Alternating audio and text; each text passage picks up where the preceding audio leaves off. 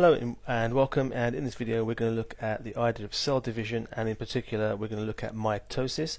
And mitosis is when normal body cells reproduce, and by body cells I mean all cells in the body apart from the sex cells. So muscle cells, skin cells and so on, all these cells I will refer to as body cells, but sperm cells and egg cells are not referred to as body cells. They are actually called the sex cells, and there's a different thing that happens in order to produce those. But for now we're looking at body cells, and we're looking at mitosis, so how the cell will reproduce by mitosis or divide by mitosis. Now there's two reasons why mitosis happens. The first one is for growth.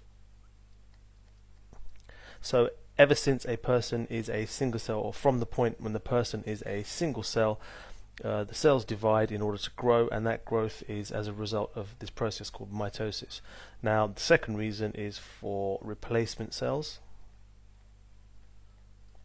So if you fall over and graze yourself, you've damaged the skin cells, so you'll need to replace those. And also every day your skin cells are falling off your body all the time. You don't realize it, but they are, and they constantly need replacing as well, and that is also by mitosis. There is a third reason, which is related to asexual reproduction.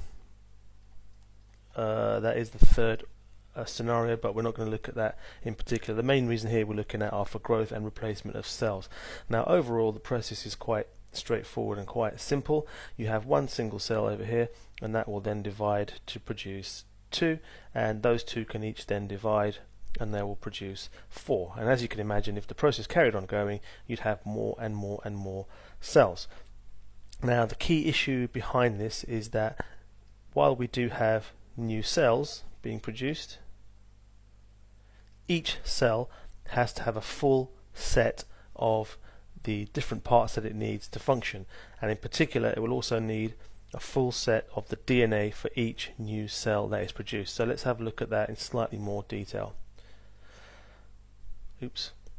So here we have a cell, and inside that cell, if we look inside the nucleus, pull that out, have a look inside, we have these structures called chromosomes.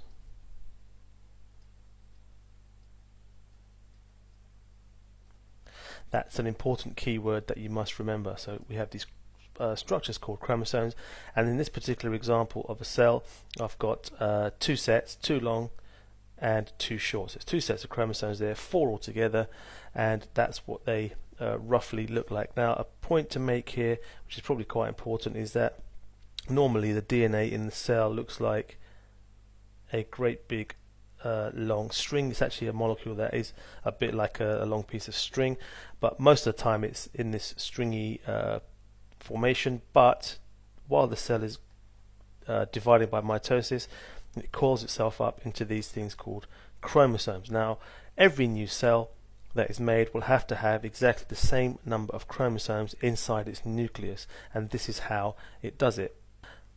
If we pull these chromosomes out and just deal with what's going on with the chromosomes, and we'll just take away the nucleus in the cell for the moment just to simplify things, we're just looking at the chromosomes.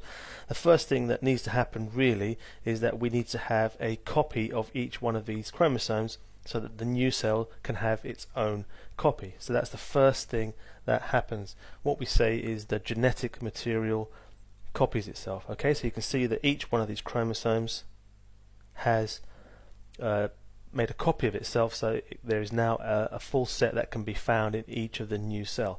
The chromosome we also actually refer to, I just said there, we refer to that as genetic material or DNA. So first stage is we've got the genetic material, or the chromosomes. They've reproduced themselves, or they've made a copy of themselves, and that means each new cell can have a set of those chromosomes. Okay, so here we go. Each new cell can have a set of those chromosomes. So the chromosomes have moved apart away from each other, and each new cell is now able to have a full set of those chromosomes, a full set of the DNA. So if I just tidy that up a bit over here, okay, you can see there's one set over here and one set over here. So if I was to just draw back in the nucleus here, we have our original nucleus that I've drawn from there. Here the nucleus will start to split into two, and here we now have two completely separate nucleuses or nuclei. And if I was then to put the rest of the cell all back in place, that's what you would see. So you'd have each new cell has a full set of the chromosomes that we originally started off with. So the original cell, we call that the parent cell. Each parent cell had too long, too short, and you can see that each new cell here has too long, too short as well. Now you're not required for this specification to know the specific individual details and the steps of mitosis. In actual fact, it says here knowledge and understanding of the stages in mitosis and meiosis is not required. So I have given you a little outline of the stages, but the key thing that you need to know and remember is that from the parent cell, each new cell, these are called the daughter cells, has the same number and type of chromosomes as the parent. So we've got too long, too short, and each new daughter cell has too long, too short, and there you can see that in the cells there. Okay, so that's the main and key point that you must know and remember. The last thing I really want to go through is to give you an appreciation of the sizes of the different types of structure and parts that we've been talking about. So here we have a little sequence of different parts. At the left hand side here we have the chromosomes. So the chromosomes are the smallest out of the structures that I'm going to talk about. Here is the nucleus, and this is the cell. So the chromosomes fit inside the nucleus,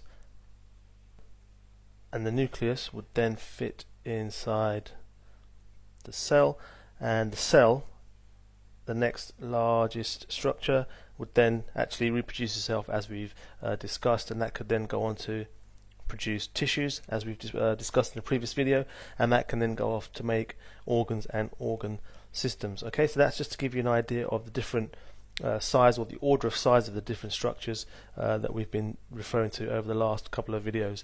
Thanks for watching, and I'll see you again soon.